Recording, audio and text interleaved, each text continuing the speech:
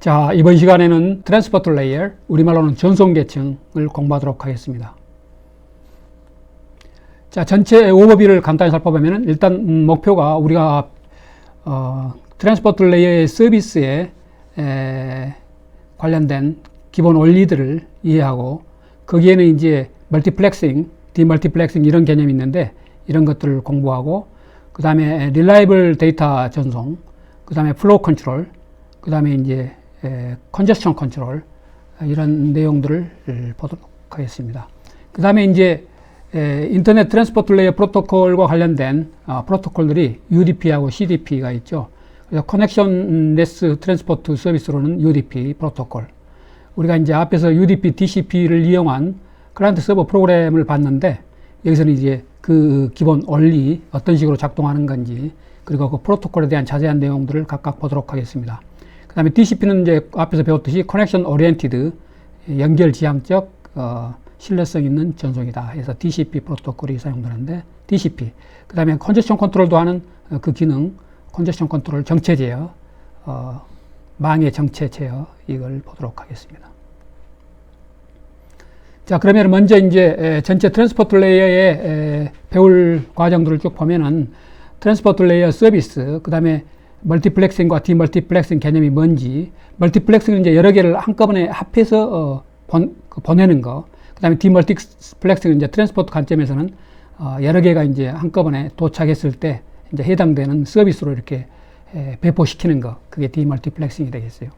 자, 그 다음에 커넥션레스 트랜스포트 서비스로 이제 UDP가 있었는데 UDP에 대해서 먼저 간단한 거니까 더 자세히 살펴보고 그 다음에 이제 DCP를 배우기 전에 신뢰성 있는 데이터 전송의 기본 원리를 간단히 한번 살펴보고 원래 책은 복잡하게 되어 있지만 그 중에 핵심되는 내용, 중요한 내용 위주로 쭉 보고 우리가 이제 포커싱 해야 될 부분은 DCP죠. 그래서 Connectionless Oriented Transport Service인 그 프로토콜 DCP에 대해서 자세히 들여다보고 그 다음에 이제 DCP의 여러 기능 중에 하나인 컨제스션 컨트롤 기본 원리에 대해서 배우고 그 다음에 컨제스션 컨트롤을 DCP에서는 어떻게 사용하고 있는지 그걸 보고 그 다음에 이제 트랜스포트 레이어 기능들의 이제 발전을 쭉 한번 보도록 하겠습니다. 트랜스포트 서비스하고 프로토콜은 앞에서 우리가 배운 것처럼 이제 논리적인 통신 그것을 제공하는데 이것에 비해서 이제 상대적인 것이 피지컬 커뮤니케이션이죠. 그래서 피지컬 커뮤니케이션은 이제 실제 우리 선을 컴퓨터하고 컴퓨터 사이에 이더넷 케이블이라든가 또는 무선을 쓴다면 무선이라든가 이런 것들이 이제 피지컬 커뮤니케이션 링크가 되겠는데 여기서 말하는 이제 로지컬 커뮤니케이션 링크를 우리가 이제 논리적이죠. 트랜스포트 레이어가 그 기능을 제공하고 있는데 이것은 이제 무엇과 무엇 사이의 통신이냐 어플리케이션 프로세스들 사이에 그 어플리케이션 프로세스들은 다른 컴퓨터에서 동작되고 있는 것들이죠. 자, 여기서 보면 이 스마트폰에 있는 트랜스포트 레이어 그 다음에 여기 서버라고 했을 때 이 서버의 트랜스포트 레이어가 여기 있죠. 이 둘 사이에 로지컬 엔드-투-엔드 링크를 제공해주고 커뮤니케이션 링크를 제공해주고 전송을 책임지는 것이 트랜스포트 레이어의 서비스의 주요 역할이 되겠습니다. 그 다음에 이 끝단에서 이제 트랜스포트 레이어가 이제 실행되는데 그것을 자세히 들여다보면 일단 어플리케이션 프로세스에서 메시지, 이 데이터를 이제 보내려고 할 때 그때 트랜스포트 레이어에서는 그것을 세그멘테이션, 그러니까 조각들로 나누는데 패킷이라고 생각하면 되겠어요. 패킷인데 트랜스포트 레이어에서는 우리가 그것을 특별히 세그멘트라고 부른다. 그래서 이제 이것을 네트워크 레이어에 이렇게 그 밑에 하위 계층인 네트워크 레이어에 이제 보내서 네트워크 레이어 계층에서 이제 다른 네트워크 계층까지 쭉 망을 통해서 이제 인프라를 통해서 전달이 되겠죠.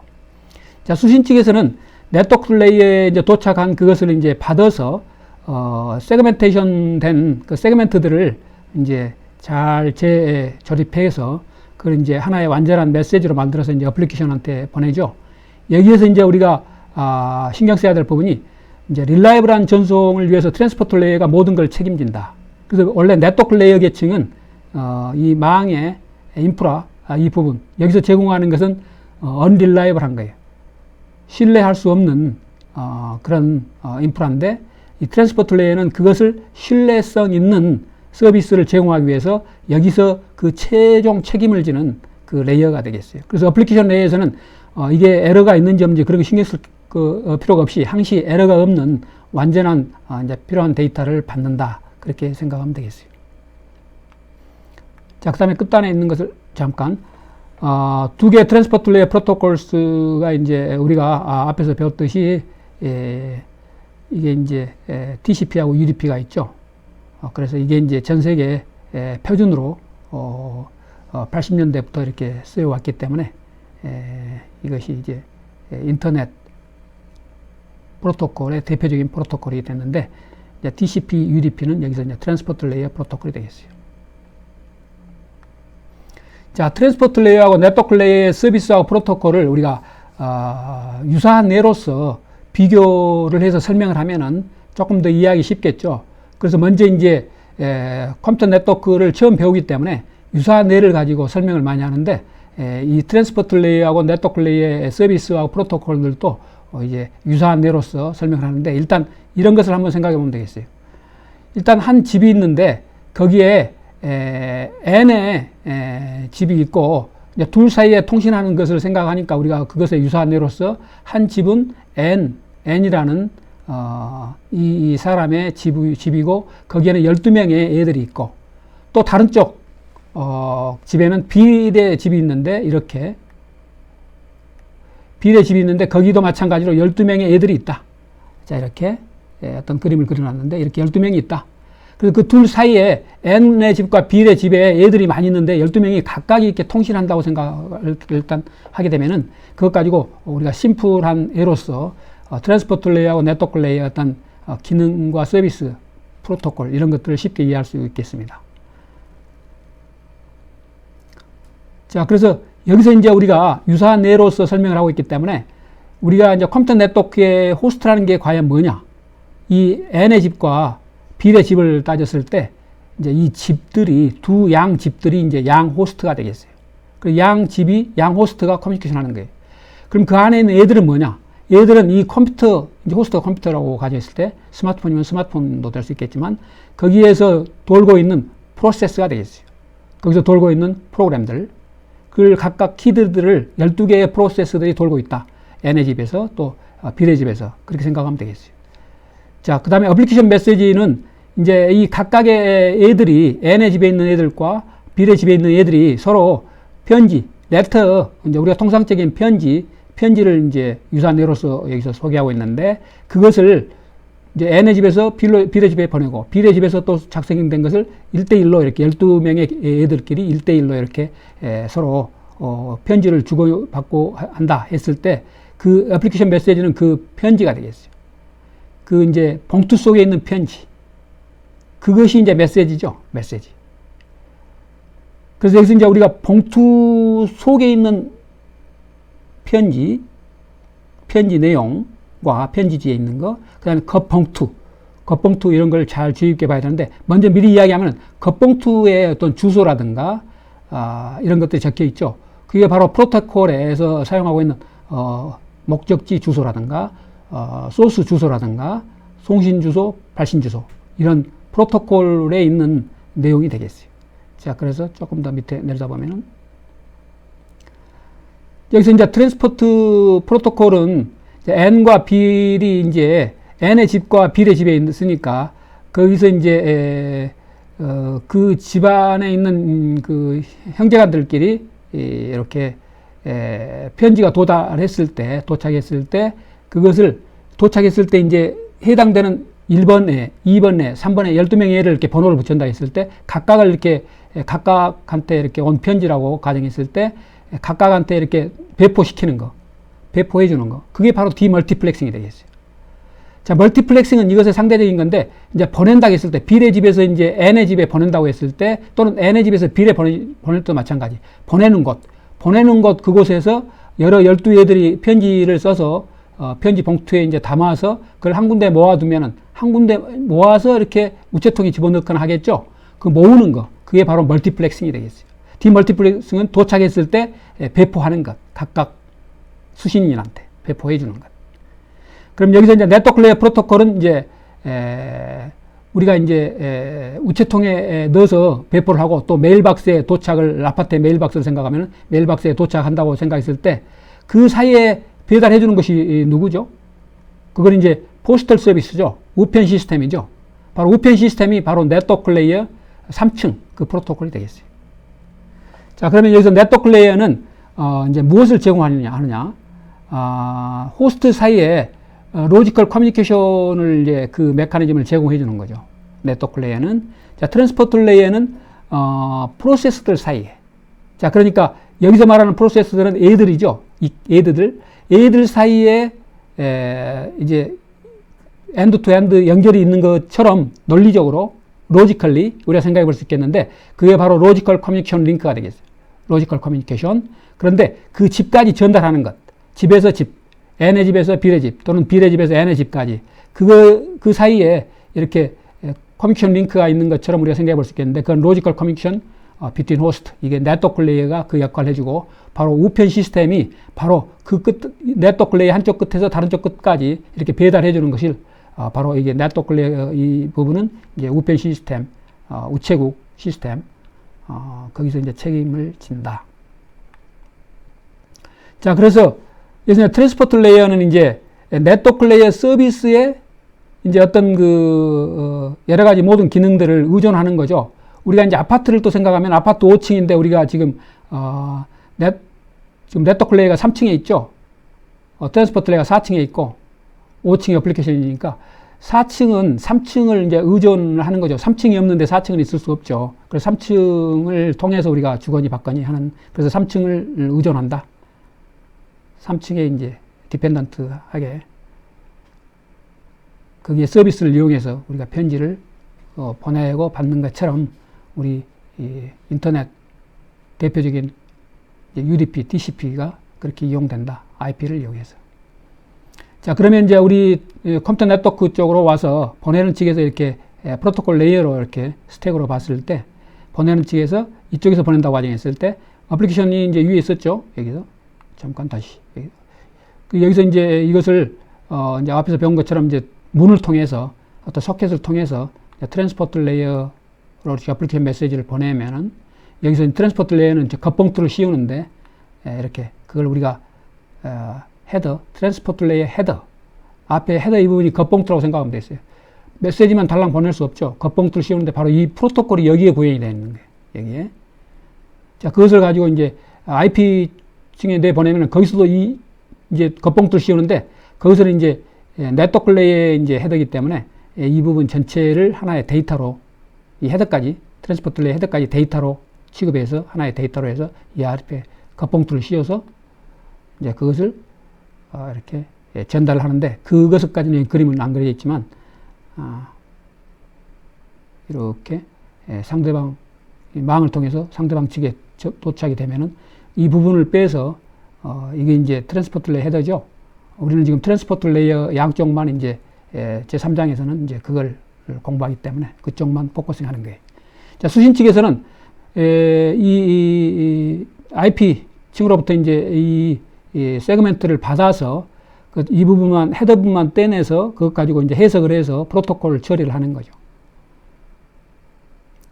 그리고 이제 그 데이터는 바로 이 소켓 이 부분을 통해서 이제 어플리케이션한테 전달해주고. 자, 수신 측에서 세그멘트를 이제 IP 층에서 받아서 헤더를 체크하고, 헤더는 나중에 배우겠지만 여기 에러가 있는지 없는지라든가 여러 가지 이제 체크를 하는데 그것은 이제 UDP냐 TCP냐에 따라서 복잡도가 틀리기 때문에 그때 자세히 배우기로 하고 우선 기본적인 컨셉만 여기서 보도록 하겠습니다. 자, 그래서 이제 어플리케이션 레이어 메시지를 빼내서 이것을 통해서 이제 어플리케이션 메시지가 이제 이 해당 어플리케이션 레이어의 해당 프로그램한테 전달이 돼서 이제 서비스가 되는 거죠. 거기에 이제 프로토콜이 또 HTTP라든가 또는 뭐 여러 가지 FTP라든가 뭐 여러 가지 텔넷, 뭐 SMTP, SNMP 등등 많이 있겠죠. DNS 우리가 앞에서 배웠던 거. 자, 그러면 그 다음으로 자 두 개 주요한 이제 인터넷 트랜스포트 프로토콜을 보면은 그 이제 우리가 이제 앞에서 배웠던 것처럼 TCP하고 UDP인데 UDP가 더 간단하니까 UDP를 먼저 배우고 TCP를 배울 텐데 자, UDP를 먼저 보고 자, UDP는 이제 유저 데이터그램 프로토콜의 약어가 되겠어요. 이것은 이제 unreliable하고 그다음에 이제 전송할 때 순서가 막 뒤죽박죽이 돼서 꼭 순서가 1, 2, 3, 4 보낸 순으로 1, 2, 3, 4 그렇게 도착하는 게 아니다.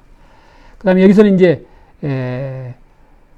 IP층이 3층이죠. 네트워크 계층의 IP 프로토콜이 최선을 다하는, 그러니까 거기에 에러가 있을 수 있는 unreliable한 그것에 이제 그 군더더기가 없는 아주 꼭 필요한 것만 있는 그런 것에 이제 확장 프로토콜이다. 그렇게 생각하면 되겠어요. 그것처럼 UDP도 이제 베스트 에포트를 다하지만 그걸 이제 100% 신뢰할 수 있는 건 아니에요. 베스트 에포트. 여러분들 뭐 최선을 다해서 시험을 보고 하지만 항시 100점 맞는 거 아니죠. 그 베스트 에포트 개념이 그거예요. 최선을 다해서 하지만 완벽한 신뢰성을 기할 수는 없는 그게 UDP가 되겠어요. TCP는 항시 100점이에요. 완벽한 신뢰성을 제공해 주는 거예요. 자, 그래서 이 부분을 먼저 보겠는데 상대적인 비교를 해서 자, 트랜스미션 컨트롤 프로토콜은 이제 릴라이블하고 이것에 비해서 먼저 보낸 것이 먼저 도착하고 여러분 전화 가는 것 생각하면 되겠어요. 전화했는데 여러분들 목소리 먼저 했던 이야기가 먼저 도착되지 먼저 이야기했던 내용이 뒤로 가고 그런 건 아니죠. UDP는 편지를 따로따로 보냈을 때 먼저 보낸 편지가 뒤에 올 수도 있고 그러는 거죠. 그것처럼 생각하면 되겠어요. 유사한 예로서 대표적인 게 UDP는 메일, 여러분 우편으로 편지 보내는 거, DCP는 전화 거는 것처럼 생각하면 되겠어요. 뭐 100% 똑같은 건 아니지만 굉장히 비싼 면이 많기 때문에 그런 애로 비교를 하면서 이해하면 되겠어요. 그 다음에 DCP는 이제 망에 정체가 있을 수 있기 때문에 망의 정체를, 그러니까 망을 보호하는 거죠. 컨제션 컨트롤 해주는 거예요. 자, 플로우 컨트롤은 망을 보호하는 게 아니고 이렇게 송신 측에서 굉장히 빠른 속도로 뭘 보내면은 수신 측의 어떤 컴퓨터의 성능이 더디거나 했을 때 뭐 받을 수 있는 버퍼 사이즈가 뭐 굉장히 적거나 했을 때 받기가 조금 빠른 속도로 받기가 어려울 때 그때 수신 측의 능력에 따라서 그 능력을 고려해서 천천히 보내주는 게 그 속도에 맞춰서 보내주는 게 플로우 컨트롤이 되겠어요. 빨리 보낼 수 있으면 빨리 보내고 늦게 보낼 수 있으면 늦게 보내야 되면 늦게 보내고 하는 게 플로우 컨트롤이 되겠어요. 양 끝단의 문제죠. 플로우 컨트롤. 자, 커넥션 셋업은 이제 그걸 꼭 해야 된다. 우리가 전화를 걸 때 먼저 다짜고짜 이야기부터 할 수는 없는 거죠. 그 먼저 여러분들이 다이얼을 번호를 가지고 다이얼을 버튼을 누르고 해서 그것이 이제 전화를 상대방이 수신을 전화 통화를 이제 한다고 이제 했을 때 그때 이제 여러분들이 이야기를 할 수 있는 것처럼 그 단계가 바로 커넥션 셋업 단계고 그게 이제 리소스를 얼로케이션 하는 단계가 되겠어요. TCP는 그게 필요한 거예요. 자, 그 다음에 이제 이런 서비스들은 우리가 초창기에 TCP, UDP를 이렇게 설계할 때만 해도 이제 80년대 그때를 생각하면은 뭐 통신이 이제 이메일 정도 보내면 좋겠고 그때 통신 속도도 2400bps, 뭐 9600bps 이렇게 모뎀을 써서 하는 굉장히 데이터 통신 속도가 굉장히 슬로우한 그런 것이 이제 가정에서 주로 이용했던 그런 것이 되겠고 그래서 거기에서 이제 이렇게 단순히 데이터만 보내는 것을 이제 큰 목적으로 생각했었는데 그래서 어떤 딜레이를 개런티 하는 거라든가 어떤 밴드위스를 뭐 조절해 가지고 굉장히 지금처럼 뭐 영화를 보고 뭐 여러 가지 동영상을 뭐 제공하고 하는 그런 것까지를 이렇게 고려하지는 않았다. 그래서 그런 것들을 위한 서비스를 고려가 되지는 않았다. 자, 그 다음에 우리가 고려해야 될 것이 앞에서 잠깐 나왔지만 조금 자세히 이제 브레이크다운해서 보는 거예요. 자, 멀티플렉싱과 디멀티플렉싱이 나와서 간단히는 설명했었는데 조금 더 자세히 이론적으로 한번 보도록 하겠습니다. 주요한 인터넷 트랜스포트 프로토콜이 이제 이 부분 앞에서 했던 부분이고 TCP하고 UDP가 있는데 그것을 우리가 멀티플렉싱, 디멀티플렉싱을 여기서는 이제 싸잡아 가지고 한꺼번에 설명을 앞에서는 하고 UDP 먼저, TCP 먼저, 그 다음에 이렇게 설명하도록 하겠습니다. 자, 먼저 싸잡았지만은 이제 아파치 웹 서버를 써서 HTTP 서버가 여기 있는데 이런 경우는 이제 TCP를 쓰겠죠. 그렇지만 이제 TCP, UDP 신경 쓸 거 없이 자, 이렇게 아파치 이렇게 서버가 있다. 그 다음에 여기에 있는 서버에 있는 내용을 여러분들이 이제 뭐 네이버닷컴이라든가 구글닷컴이라든가 또는 뭐 여러분들 사용하고 있는 네임 포탈 wopen.net이라든가 또는 한국.net 거기서 이제 웹페이지를 이렇게 가져오겠죠. 그러면은 이제 전 세계 어디에서나 브라우저를 통해서 이제 그 서버가 돌고 있겠고 그걸 가져올 텐데 그래서 여기에서 이제 여러 가지 크롬 브라우저라든가 여기는 이제 파이어폭스 브라우저가 되겠는데 이것을 여기서 넷플릭스를 본다. 예를 들면 이런 거 또는 뭐 단순히 웹페이지만 본다. 뭐 이런 거 생각했을 때 이렇게 서버에서 이렇게 오죠. 이렇게. 그래서 아까 얘기했던 것처럼 이제 헤더가 TCP 레이어의 헤더, 그다음에 이건 네트워크 레이어 헤더 그 노테이션으로 생각하면 되겠어요. 그것이 이제 이렇게 달라붙고 앞에 봉투가 그다음에 그것이 또 이제 이더넷 여기 이제 링크 레이어는 이더넷을 생각하면 됐어요. 이더넷 레이어. 그래서 거기서 그것은 안 보여줬지만 이렇게 쭉 나중에 자세히 배울 거니까 이것이 이제 이 프레임으로 이렇게 전달이 돼서 위에 각각 네트워크 계층, 트랜스포트 레이어 계층, 그래서 이제 최종 이 메시지만 HTTP 메시지가 되겠죠. 여기에 전달이 된다. 자, 그래서 이제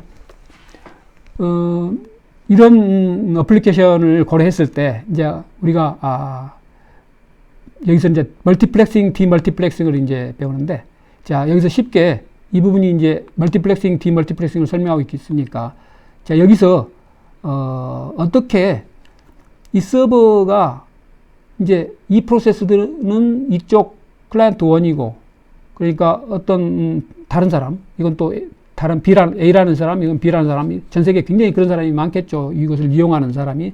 그랬을 때 이 프로세스들이 서버가 이제 다 그 클라이언트들을 상대로 하는데 어떻게 각각을 구별해 주느냐 그 관점에서 봤을 때 이것을 이제 이렇게 해당되는 뭐 또 요청이 뭐 오거나 했을 때 해당되는 것을 이렇게 뿌려주는 것. 여기서는 이제 한 사람은 뭐 웹페이지만 볼 거고 한 사람은 또 동영상을 요청할 거고 또 어떤 사람은 또 메일을 요청하고 하는 여기는 그런 그림까지는 안 그렸지만 다양한 그런 어플리케이션이 있을 수 있겠죠. 그럼 해당되는 프로세스들을 어떻게 이렇게 배포를 시키느냐.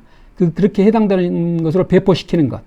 그것이 바로 디멀티플렉싱이 되겠고 한꺼번에 모으는 그 관점에서 그것에 반대되는 개념은 멀티플렉싱이 되겠어요. 그래서 그 뒤에 자세히 나오니까 뒤에 걸 보도록 하겠습니다.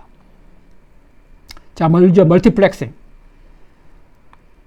자, 멀티플렉싱, 디멀티플렉싱이 있는데, 자, 멀티플렉싱을 먼저 보면은, 자, 여기서, 보내는 측에서, 자, 어떤 요청이 있어서 그, 웹페이지에 대한 요청이 있다고 가정합시다. 그래서 먼저 요청에 대해서, 그 요청에 대해서 같이 이렇게, 이 트랜스포트 레이어를 통해서 보내는데, 소켓을 통해서 보내는데, 이렇게, 틀린, 프로세스의 어떤 내용을 이렇게 해서 보낼 때, 그것을 한꺼번에 모아서 트랜스포트 레이어 전체 큰 관점에서 보면은 이 트랜스포트 레이어에서 하는 일로 보면은 이 어플리케이션 레이어에서 여러 개의 어떤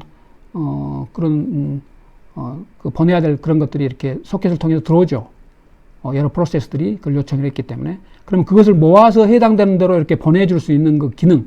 자, 지금 우리는 트랜스포트 레이어 어떤 프로토콜의 기능을 우리가 생각해 보기 때문에 트랜스포트 레이어가 없다. 이 세상에 아직 존재하지 않는다.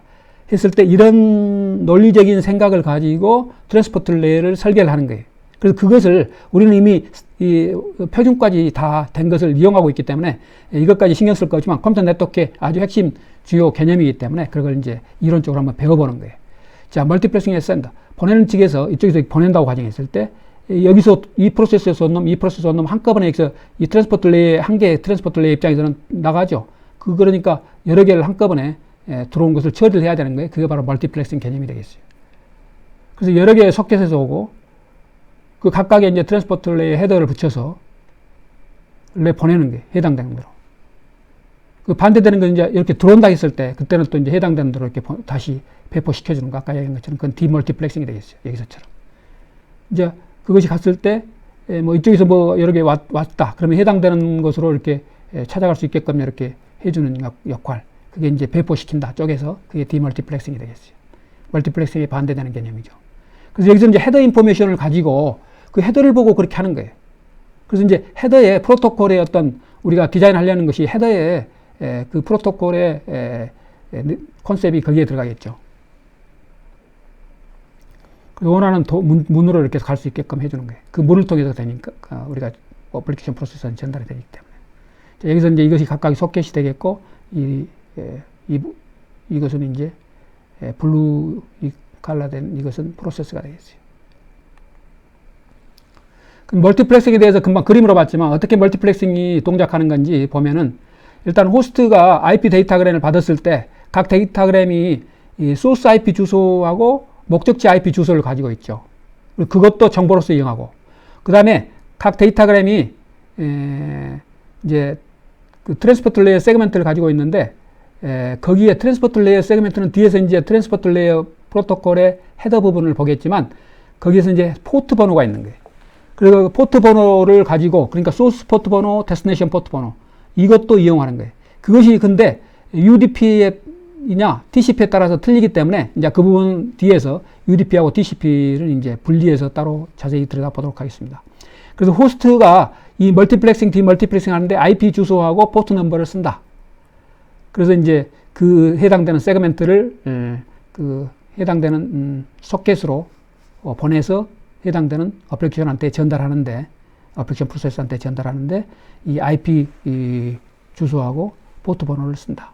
자, 이 부분이 IP 주소하고 포트 번호는 우리가 앞에서 배운 것처럼 소켓 아이디가 되겠어요. 그래서 이것 가지고 틀린 소켓들을, 틀린 문들을 구별할 수 있겠어요. 자, 여기서 자, TCP하고 UDP 세그멘트 포맷은 이것인데 자, UDP는 굉장히 간단하고 TCP는 또 뒤에 자세히 우리가 세그멘트 포맷을 자세히 공부할 텐데 먼저 개괄적으로 UDP하고 TCP하고 공통적으로 이렇게 소스 포트 번호하고 데스티네이션 포트 번호가 있다. 그리고 다른 헤더 필드는 UDP냐 TCP냐에 따라서 복잡도가 틀리니까 그때 배우기로 하고 그 다음에 어플리케이션 데이터 그것은 이제 그 밑에 있겠죠. UDP건 TCP건. 그리고 일반적으로 어플리케이션 데이터는 페일로드라고 그런다.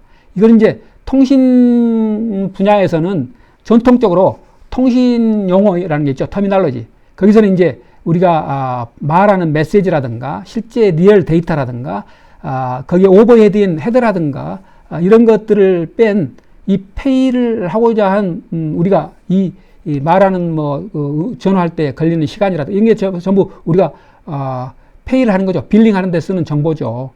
그러니까 실제 또 우리가 그 메시지 보내려고 하는 이 메시지 때문에 이 오버헤드가 필요한 거. 그래서 그 실제 리얼 데이터 이 부분을 일단 페일로드라고 관행적으로 통신 분야에서 이런 터미널러지를 쓰고 있기 때문에 여기 이제 페일로드라고도 할 수 있다.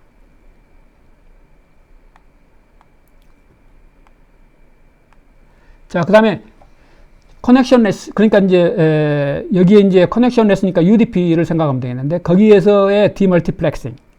자, 소켓을 우리가 앞에서 소켓 프로그래밍의 예를 우리가 챕터 2에서 배웠는데 거기에서 이제 소켓을 만들 때 포트 넘버를 우리가 명시를 했죠. 그래서 포트 넘버는 조금 큰 번호 65535 이하의 어떤 상당히 큰 번호 안 쓰는 걸 자기가 테스트용으로 이렇게 선택해서 쓰는데 12000이라든가 뭐 이런 것들이 숫자를 우리가 실제 클라이언트 서버 프로그램에서 이제 사용했었죠. 여러분들 숫자를 그건 얼마든지 바꿀 수 있겠죠. 자, 이런 것처럼.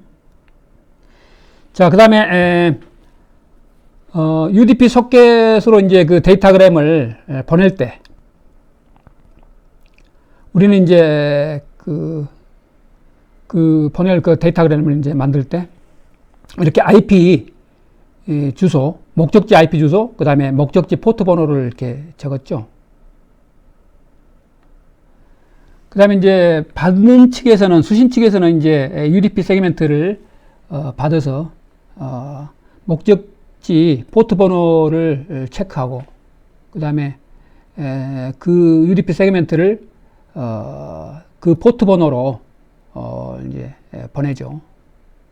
자, 여기서는 이제 그 UDP에서는 비록 이제 소스 IP 주소하고 소스 포트 넘버가 틀릴지라도 수신 측에 도착한 데이터그램의 그 목적지가 이제 똑같은 목적지 포트 넘버가 똑같은 거라면은 그 같은 포트 번호만 쓰고 있다면은 똑같은 소켓에 이렇게 전달이 된다. 그 똑같은 소켓을 통해서 어플리케이션 프로세서한테 전달이 된다. 그렇게 이해하면 되겠어요. 그러니까 여러 틀린 소스, 그러니까 틀린 컴퓨터들이 이제 UDP를 썼을 때 UDP 포트 번호가 목적지 UDP 포트 번호가 같다. 그리고 그 해당되는 목적지 컴퓨터가 같다. 그러면은 거기에 똑같은 포트 번호 소켓을 쓴다. 그걸 통해서 이제 해당되는 어플리케이션 프로세스로 이렇게 전달이 된다. 그렇게 이해하면 되겠어요. 자, 그 부분은 이제 TCP하고 틀린데 TCP에서는 이제 자세히 보기로 하고 그것에 대해서 이제 자세히 설명을 여기서 하고 있기 때문에 앞에서 설명했던 것을 추가적으로 설명을 하는 부분을 자세히 보도록 하겠습니다. 자, UDP, 디멀티플렉싱. 금방 그게 디멀티플렉싱 개념인데, 자, 여기서 자, 먼저 전체를 보면은 각각이 이렇게 포트 번호가 가정하기를 이건 9157이고 이건 6428이고 이건 뭐 5775다. 우리가 이제 소켓 만들 때 이렇게 번호를 보여서 만들었다. 그래서 이런 데이터그램 소켓이 문의역이 있는데 이건 이제 UDP 쓴 경우죠. 자, 이렇게 여기서 이제 소스 포트 이제 UDP를 써서 이제 우리가 전송을 이렇게 한다고 했을 때 이 소스 포트 번호는 이제 여기 9157이 되겠고 데스티네이션 포트 번호는 여기가 되겠고 자, 여기서 나갈 때도 마찬가지가 되겠고 자, 여기서도 이렇게 보낼 때 마찬가지가 되겠고 여기서 이제 소스 여기가 이제 목적지가 6428이면은 데스티네이션 포트가 6428이면은 비록 틀린 곳에서 데스티네이션 포트가 6428이면은 틀린 곳에서 이렇게 왔을지라도 똑같은 똑같은 소켓을 통해서 이 어플리케이션 프로세스에 전달이 된다. 그걸 앞에서 본 것처럼 자, 이렇게. 자, 그래서 여기서 이제 해당되는 소스 포트 번호는 뭘까? 여기서 6428이 되겠고, 데스티네이션 포트는 이제 이거지 5775가 되겠고, 이건 소스 포트는 이제 5775, 데스티네이션 포트는 이건 6428이 되겠죠. 자, 이것에 비해서는 상대적으로, 커넥션 오리엔티드 멀티플렉싱, 디멀티플렉싱, 이것은 이제 TCP의 경우에 디멀티플렉싱이 되겠는데, TCP는 이제 조금 더 복잡하죠. 복잡한데, 소켓도 굉장히 많은 거예요. 많은데, 어떤 식으로 일일이 소켓이 따로따로 있느냐 하면은, 이 포티플, 그러니까 소스 IP 주소, 발신 IP 주소죠. 발신 포트 넘버, 목적지 IP 주소, 목적지 포트 넘버. 이 네 개가 전부 한 세트해 가지고 이 중에 하나라도 틀리면은 소켓이 틀린 거예요. 그래서 이것이 전부 똑같으면은 하나의 똑같은 뭐 소켓 그것이 되게 주소가 되겠는데 이 중에 하나라도 틀리면 틀린 소켓 주소가 되겠어요. 자, 이것이 네 개가 한 세트가 돼서 그렇다. 자, 이 부분이 이제 UDP하고 틀린죠. UDP는 이제 포트 번호, 목적지 포트 번호가 똑같으면 그냥 같이 그게 소스 IP 주소, 목적지 뭐 IP 주소, 그건 목적지 IP 주소는 똑같을 테니까 똑같을 거고 소스 IP 주소가 비록 틀린 곳에서 올지라도 앞에서 얘처럼 한 포트 한 소켓으로 오는 것을 UDP에서는 봤는데 TCP에서는 이렇게 네 튜플이 다 똑같아야 하나의 똑같은 IP, 똑같은 그 소켓 아이디가 되겠어요. 자, 여기서 디멀티플렉싱은 리시버가 이제 이걸 수신했을 때 네 개의 모든 값이 똑같은 이것이 이제 전체가 소켓 아이디로 쓰이기 때문에 이것을 이제 해당되는 소켓을 구별할 때 이것이 이제 그 아이디로 사용된다.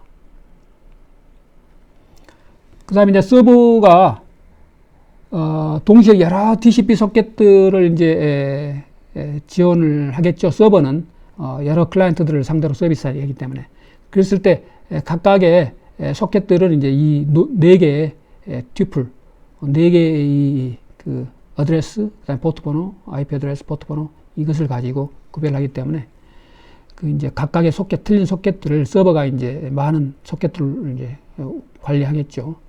여러 클라이언트를 상대로 해야 되기 때문에. 그래서 이 네 개의 값을 가지고 그 각각의 소켓을 구별한다.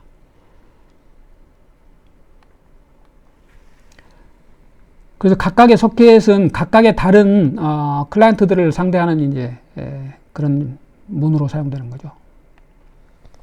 자, 그래서 커넥션 오리엔티드 이건 이제 연결 지향적 디멀티플렉싱 이건 TCP가 되겠죠.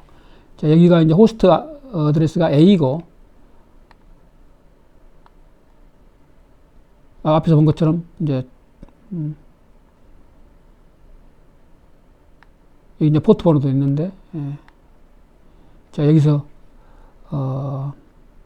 먼저 이제 이 그림을 보면은 이쪽에서 이렇게 가는 이걸 보죠. 먼저 소스 IP 그다음에 포트 번호 이건 이제 호스트 IP 주소가 A이고 이건 이제 B가 되겠고 호스트 서버 IP 어드레스 B 이건 호스트 서버 쪽 이 IP 이건 이제 클라이언트가 되겠죠. 이건 서버고 호스트 IP 어드레스가 이제 C가 되겠어요. 자, 그건 이제 IP 주소고 포트 번호는 이제 별도로 이렇게 따로 있고 여기서 이제 포트 번호 소스 IP 이렇게 가는 데이터그램이라고 가정했을 때 여기서 이제 TCP 세그멘트가 되겠는데 소스 IP 주소가 여기서는 이제 B가 되겠죠. B에서 이렇게 하고 그 포트 번호는 이제 80번이다. 그 다음에 목적지 IP 주소 A가 되겠고 그 포트 번호는 9157이다. 이게 9157 되겠어요. 9157. 그 다음에 여기서 이렇게 할 때 이제 이게 9157이죠. 그래서 소스 9157이라는 건 앞에 거 이용하기 바랍니다. 앞에 그걸 이제 생략했는데 소스 IP 주소 포트 번호 A9157 그 다음에 목적지 IP 주소는 B가 되겠고 서버 쪽이죠. 그 다음에 포트 번호 A 그러니까 HTTP 이 프로토콜을 이용하는 거죠. 이 80번은 HTTP 프로토콜이니까. 그 다음에 이 C에서 B로 가는 것도 마찬가지로 이제 소스 IP 주소 포트 번호 여기서 이제 5775가 되겠고 우리가 이 정해진 걸 쓰는 거니까. 그 다음에 데스티네이션 IP 주소는 앞에서처럼 B가 되겠고 80번이다. 근데 여기서 동그라미 쳐놓은 이 부분 목적지 IP 주소하고 포트 번호가 다 똑같죠. B하고 서버 쪽 컴퓨터 B 그 다음에 80번 B 80번. 그렇지만은 여러분들이 소켓 이 문이 다 틀린 걸 볼 수 있겠죠. 그래서 틀린 프로세스가 그걸 이제 서비스 또 어플리케이션 프로세스로서 서비스 해주는 거죠. 자, HTTP 여러분들이 이쪽에서 웹 브라우징을 해서 어디 뭐 이 서버에 접속해서 뭐 한다. 여러분들이 뭐 강의용 wopen.net이라든가 네이버닷컴이라든가 다 마찬가지가 되겠는데 여러 클라이언트들이 상대해서 이렇게 하겠죠. 그랬을 때 이제 틀린 웹페이지 브라우징 하는 것도 다 내비게이션 하는 것도 틀리니까 틀린 포트를 통해서 틀린 이 포트 번호는 같을지라도 그 HTTP니까 이 틀린 문을 통해서 도어를 통해서 이렇게 서비스 되는 걸 알 수가 있겠습니다. 자, 여기서 이렇게 해주는 게 디멀티플렉싱이 되겠어요. 이렇게 제대로 찾아갈 수 있게끔 해주는 게.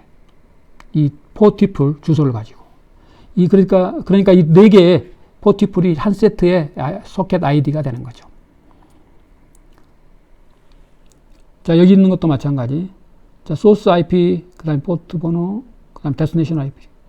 또 한 컴퓨터가 여러 그 브라우징을 또 틀리게 또 할 수도 있죠. 여러분들 한 컴퓨터에서 다른 탭을 이용해서 또 여러 다른 것을 브라우징을 또 이렇게 서버에서 할 수 있는 거니까. 그 전부 다 따로따로 지원이 돼야 되겠죠. TCP에서는 각각의 이렇게 소켓을 쓰고 그 소켓 아이디를 이렇게 4개의 팁을 갖추고 우리가 구별을 한다. 그래서 데스티네이션 포트 80번이 여기서 이제 똑같은 80번이지만 이렇게 디멀티플렉싱이 된다. 그래서 해당되는 다른 소켓을 찾아갈 수 있게끔 해주는 것이 바로 디멀티플렉싱 기능이 되겠어요. 자, 좀 요약하면은 멀티플렉싱, 디멀티플렉싱은 이제 세그멘트하고 데이터그램 헤더 필드 값에 의존해서 그걸 기초로 우리가 이제 멀티플렉싱, 디멀티플렉싱 한다. 자, UDP는 데스티네이션 포트 넘버만 가지고 디멀티플렉싱 하고, 그래서 우리가 그 소켓을 하나를 가지고 똑같은 소켓 번호라면, 포트 번호라면 그 한 소켓으로 이렇게 들어오고, 비록 소스들이 틀릴지라도, UDP는 이제 4개의 팁을 가지고 하기 때문에 그 중에 하나라도 틀리면 틀린 소켓이 되겠죠. 그리고 이제 이런 개념은 지금은 좀 조금 그 러프한 개념이긴 하지만, 우리가 이제 항시 여러 개의 요청, 이제 그 레이어를 통과하면서 또 그 나갈 때 이제 멀티플렉싱 여러 개의 요청이 이제 동시에 나가니까 항시 그 멀티플렉싱 기능들이 우리는 4층에 국한해서 봤지만 다른 레이어들에서도 이제 그런 기능들이 있어야겠죠. 그다음에 또 찾아올 때 제대로 찾아올 수 있게끔 쭉 이제 해당되는 곳으로 이렇게 찾아갈 수 있게끔 하는 그런 기능인 지금 시점에서는 이제 그 앱스트랙트한 개념으로서 추상적인 개념으로서 멀티플렉싱, 디멀티플렉싱 개념 그 정도 이해하면 되겠어요. 자, 그 다음에 이제 UDP를 조금 더 자세히 보고, 그 다음에 이제 트랜스포트 레이어 중에 이제 그 중요한 이제 릴라이블한 전송, 그건 TCP 프로토콜이 하는데, UDP는 이제 그런 것까지는 않기 때문에 간단하니까 먼저 보고, 그래서 릴라이블한 데이터 전송은 TCP 프로토콜이 그걸 지원해 주는데, 그 개념을, 기본 개념을 먼저 원리를 알고, 그 다음에 TCP를 보도록 하겠습니다. 그래서, 자, UDP를 먼저 보면은, 자, UDP는, 여기 있는 것처럼 어떤 그 장식이 없다. 우리가 어떤, 그 옷 같으면 어떤 너덜너덜한 장식, 커튼의 장식이라든가, 레이스 뭐 이런 거, 그런 장식, 이런 거 생각하면 되겠는데, 그런 너덜너덜한 거 없고 기본적인 것만 있다. 그래서 아주 기본적인 뼈대만 있다. 그리고 이제 UDP는 이제 인터넷, 이런 이제 특징을 갖는 인터넷 트랜스포트 프로토콜이고, 그 다음에 이제 UDP는 이제 아까 이야기한 것처럼 최선을 다하는, 이것은 이제 100% 개런티 한다는 건 아닌 그런 것을 의미하는 거예요. 자, IP도 베스트 에포트 서비스가 되겠는데, 그 프로토콜이 되겠는데, UDP도 마찬가지가 되겠어요. 그래서 그 이야기는 신뢰를 100% 할 수는 없고, 그 UDP 패킷이 이제 세그멘트인데, 그 세그멘트가 손실이 일어나거나, 가다가 이제, 분실이 있거나, 또는 뭐 순서가 뒤바뀌어서, 도착하거나 할 수가 있다. 그 다음에 이제 커넥션레스, UDP는 이제 커넥션레스 프로토콜인데, 핸드쉐이킹이 없죠. 커넥션을 만들지 않으니까. 커넥션이 있다. 그것은 이제 핸드쉐이킹을 해서 먼저 리소스 얼로케이션에서 서로 이제 커넥션을 만드는 거예요. UDP 샌드아웃 리시버 사이에는 핸드쉐이킹이 없다. 왜냐하면 커넥션레스니까. 그리고 각각의 세그멘트들은 여러분들이 편지 보낼 때처럼 각각의 편지를 이렇게 우체통에 따로따로 넣었을 때 각각이 따로따로 취급돼서 가죠. 그래서 먼저 보낸 놈이 늦게 갈 수도 있고, 독립적으로 이렇게 취급을 해주는 거예요. 이제 그 경로도 틀린 경로로도 갈 수 있는 거예요. 자, 인터넷 인프라에서 틀린 링크로 이렇게 전달이 될 수 있는 거예요. 틀린 라우팅을 거쳐서 이렇게 전달이 될 수도 있겠어요. 그러면 왜 UDP가 필요하냐? 신뢰성도 없고, 뭐, 손실도 있을 수 있고, 뭐, 순서가 어긋날 수도 있고, 막, 엇갈려서 도착할 수도 있고. 이제 편리한 점이 있죠. 항상 이제 모든 게 장점과 단점을 이렇게 같이 겸비하고 있는 거니까, 이렇게 간단한 거지만, 그만큼 이제 또 커넥션 설정을 안 하니까, 커넥션 설정하는 시간만큼 또 이렇게 라운드 트립 타임 딜레이를 이제 우리가, 경감시킬 수가 있고, 그 다음에 이제 그만큼 또 프로토콜을 구현하는 프로그램이라든가 이런 게 간단하겠죠. 구현하기가. 그 다음에 이제 그 커넥션 스테이트를 샌더라든가 리시버에서 이제 이렇게 또 관리할 필요도 없고, 별도의 각각의 세그멘트가 따로따로 인디펜던트하게 커넥션 없이 이렇게 전달되고 하니까. 그 다음에 헤더 사이즈도 이제 프로토콜의 복잡도에 따라서 헤더 사이즈가 복잡한데, 이제 굉장히 단순하겠고, 그 헤더를 나중에 보도록 하겠습니다. 단순한 헤더를. 그 다음에 이제 컨제션 컨트롤, 이게 굉장히 복잡한 것 중, 그 컨트롤 스킴 중에 하나인데, 컨제션 컨트롤, 또 플로우 컨트롤 뒤에 나오겠지만 그런 것이 없다. 그래서 UDP는, 일단 뭐, 원하는 대로 그냥 최대한대로 빨리 그 세그멘트를 날려버릴 수가 있다. 목적지를 향해서.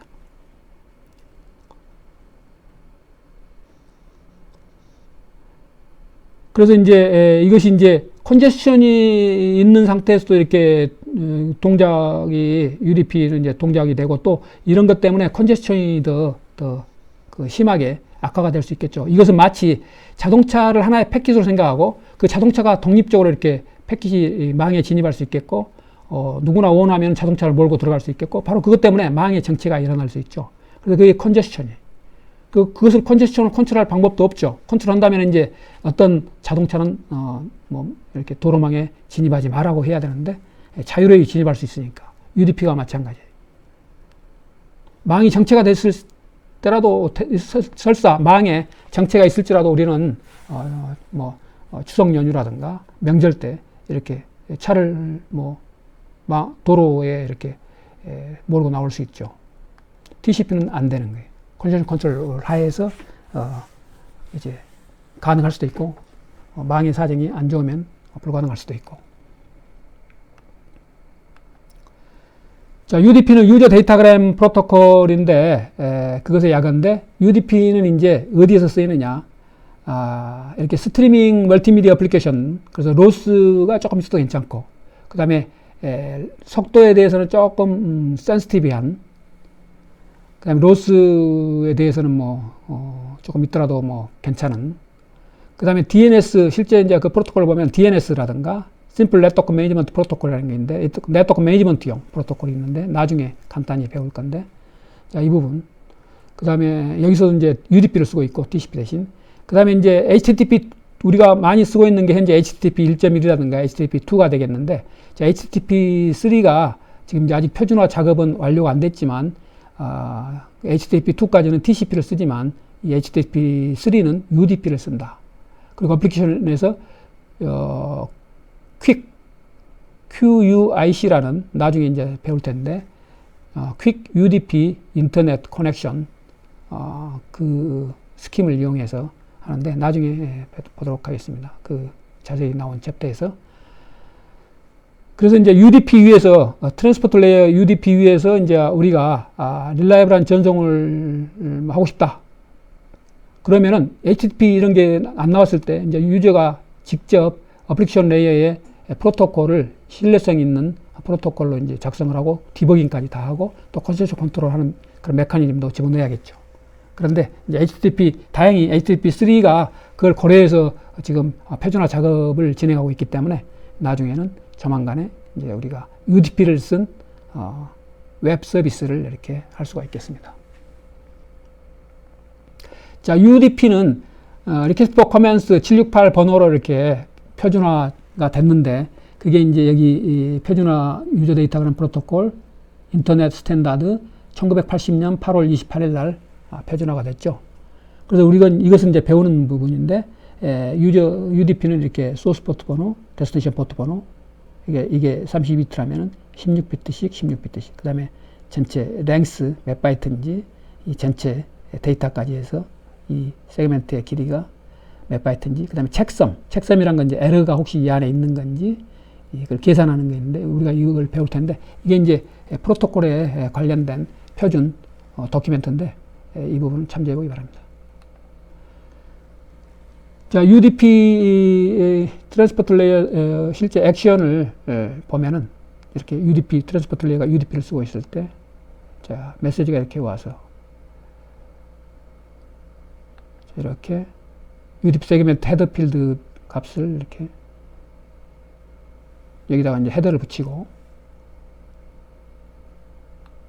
금방 본 헤더죠. 그 다음에 UDP 세그멘트를 이제 붙여서 이렇게 헤더 전체 하나에 UDP 세그멘트를 만들고, 이게 완전한 세그멘트죠. 헤더 플러스 실제 심플 네트워크 매니지먼트 프로토콜의 얘가 되겠어요. 심플 네트워크 매니지먼트의 이제 서버가 이제 클라이언트한테 이렇게 보낸다.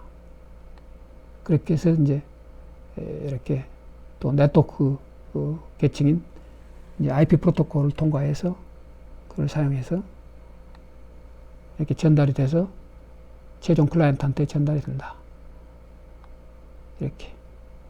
그래서 여기서 이제 UDP 헤더 부분이 있죠. 그 부분을 빼서 이제 필요한 프로토콜에서 하는 그 역할, 기능 이런 것들을 여기서 수행을 하고, 알맹이만 빼서 이게 문제가 없다고 이제 판단이 됐을 때, 예를 들면 책섬을 이용해서 책섬 헤더를 가지고 이게 데이터에 에러가 있다 없다를 이제 판단하니까, 에러가 없다고 판단됐을 때 에러 없는, 에러가 없는 그 메시지 알맹이를 빼서 어플리케이션 레이어한테 전달해 주는 거예요.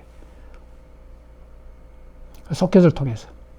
UDP니까 혹시 다른 또 데서 또 오는 게 있다면 그것도 마찬가지. 이거 똑같은 클라이언트, 똑같은 어플리케이션 프로그램이라면 그 똑같은 포트를 통해서. 자, UDP 세그멘트 헤더를 보면은, 자, 이런 식으로 굉장히 간단하게 되어 있어요. 간단하니까, 프로토콜 자체가 간단하니까, 소스 포트 번호, 데스티네이션 포트 번호. 이 부분은 TCP도 공이 있는 거예요. 랭스, 전체 이제 이 헤더하고 데이터의 어떤 길이가 이제 가변이니까, 그 길이를 알려줘야겠죠.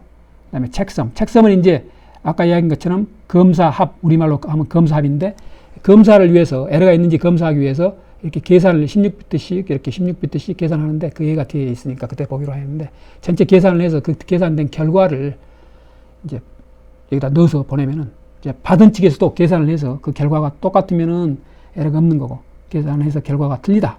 그러면 이제 뭔가 여기에 변화가 그러니까 에러가 포함된 거죠. 자, 이 부분은 UDP 세그멘트 포맷은 간단한 거니까 머릿속에 기억해 두기 바랍니다. 자, 소스 포트 넘버 16비트, 데스티네이션 포트 16비트, 랭스 필드 16비트.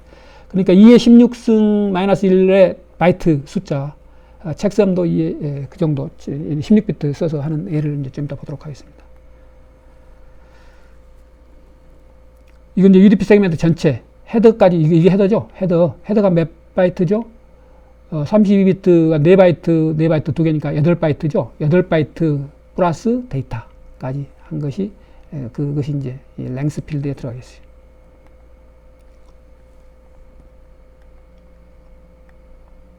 자, UDP 책섬 계산하는 거 한번 보죠. 자, 어떤 값이 바뀌었다. 그 에러가 포함됐다 하는 게 이제 원이 뭐 제로가 되고 제로가 원이 되고 하는 그런 경우가 되겠죠. 자, 그래서 예를 들면 심플하게 전송을 이렇게 했는데 첫 번째 숫자는 5고 두 번째 숫자는 뭐 6이다. 뭐 16비트로 뭘 계산했던 16비트씩 단위로 하니까 뭐 그렇게 생각해도 되겠고 하는데 개념을 지금 배우는 건데 이걸 두 개 합했더니 11이다. 예를 들면은 책섬이 어떻게 사용되는 건지 설명하는 거예요. UDP 책섬이. TCP 책섬도 마찬가지가 되겠어요. 자, 리시 받는 쪽에서 만약 받은 이제 그 데이터가 봤더니 4하고 6이다. 그러면 이제 거기서 합해 보겠죠. 합해 봤는데 이건 10인데 이건 10이죠. 결과가 4하고 6 합하면 10인데 책섬을 이제 우리가 그것도 똑같이 데이터로서 받은 거니까 11이라고 이렇게 왔으니까 10과 11이 이제 틀리니까 이 부분이 틀리죠.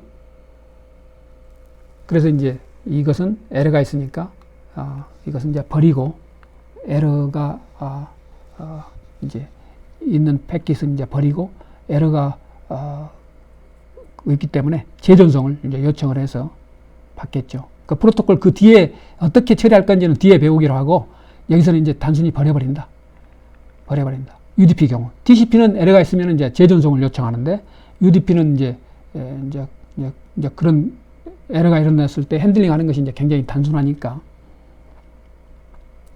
버리고 이제 끝나겠죠.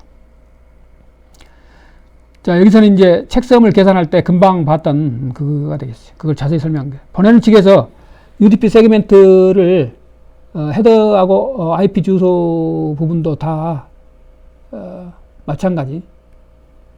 여기서 잘못됐는데 이것을 그냥 수정을 좀 해야겠어요. 자, UDP 헤더 필드를 UDP 세그멘트니까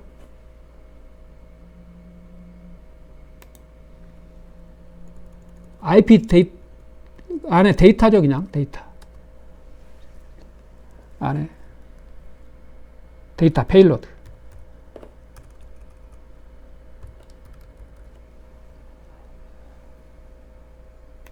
자, 그것을 이제 계산을 한다. 그래서 아까 IP 뭐 헤더 이런 건 이제 좀 틀린 이야기죠. 자, 이 부분 이렇게 수정해서 봐야겠어요.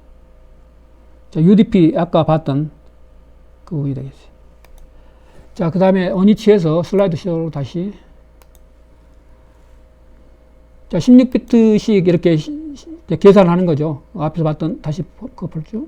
여기. 데이터. 어플리케이션 데이터죠. 이 데이터. 이렇게 16비트씩 이렇게 계산을 한다 이거죠. 자, 여기서 이제 다 책섬에서 이렇게 그 책섬 비트는 이렇게 앞서 본 것처럼 그 필드에는 이렇게 세그멘트를 16비트씩 계산한 것이 이제 뒤에 나오겠지만 1의 보수로 1의 보수인지 2의 보수인지 여러분 그건 지금 신경 쓸 필요 없고 더한 결과를 책섬 필드에 넣어서 그 값을 UDP 책섬 필드에 이렇게 넣어서 보낸다.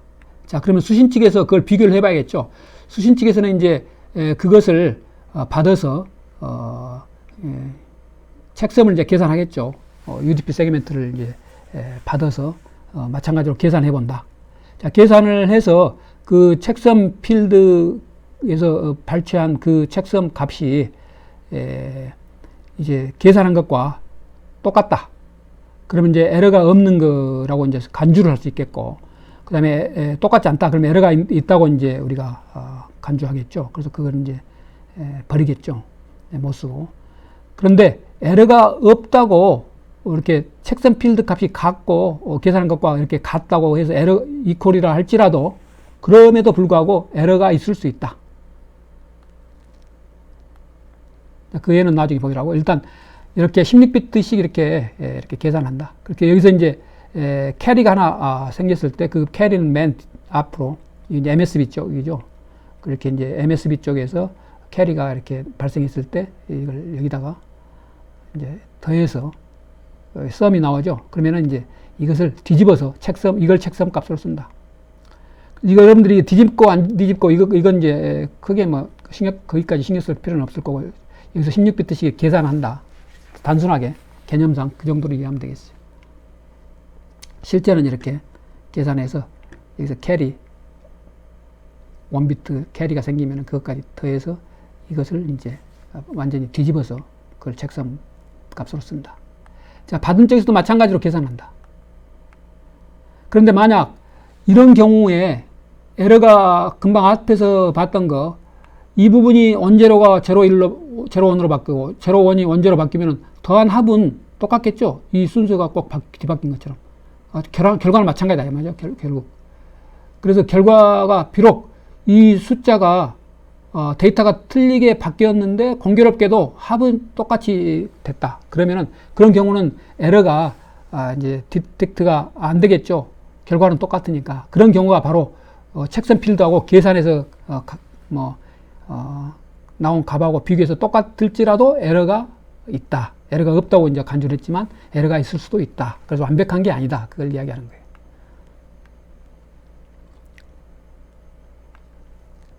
자, UDP를 요약하면은 이렇게 군더더기가 없는 프로토콜이다.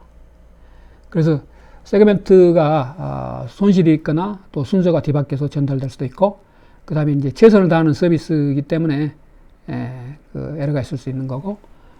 자, UDP가 좀 장점도 있는데 플러스 요인도 있는데, 그것은 이제 라운드 트립 타임이 그 경감된, 그러니까 셋업하고 핸드쉐이킹 이런 것을 않기 때문에 그만큼 거기에 필요한 라운드 트립 타임, 이제 TCP에서는 그게 필요하겠지만 그것이 이제 경감되니까 그건 뭐 장점이라도 할 수 있겠고, 그 다음에 이제 네트워크가 이건 이제 TCP에서 컨제션 컨트롤이라든가 이런 것들에 의해서 네트워크 망의 사정에 따라서 이제 그 기능이 이제 좀 제한을 받는데, UDP는 이제 그것에 상관없이 이렇게 이제 동작을 하니까 이제 그런 면에서 이것은 이제 뭐 장점도 되겠지만 그 하나의 그 서비스, 지금 현재 데이터를 주거니 받거니 하는 UDP 관점에서는 그렇지만 이제 망의 사정 전체로 봤을 때는 좀 이제 어떤 망의 그 현재 그 컨제션을 이제 경감시키는 게 아니고 또 더 안 좋게 할 수도 있기 때문에 그런 면에서는 안 좋지만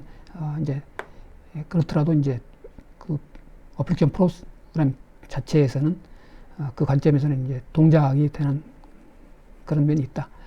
그 다음에 이제 책섬을 가지고 간단하나마 이것 가지고 이제 에러가 일어났을 때 이제 그 에러 체크하고 그 이후에 이제 그 에러 핸들링을 하지는 않지만 이렇게 간단하나마 에러를 체킹을 하긴 한다. 그 다음에 이제 아까 이야기한 것처럼 HTTP3에서는 UDP 이후에 이제 어플리케이션 레이어에 이제 이런 HTTP3로 이제 구현을 해서 표준화가 진행이 되고 있다. 그래서 전통적으로 HTTP 1.1 또는 HTTP 2.0 이런 것들이 이제 TCP 쓰는 것에 비하면 UDP를 이제 빠른 그런 장점이 또 있기 때문에 HTTP 3에서 이제 표준화 작업을 하고 있다.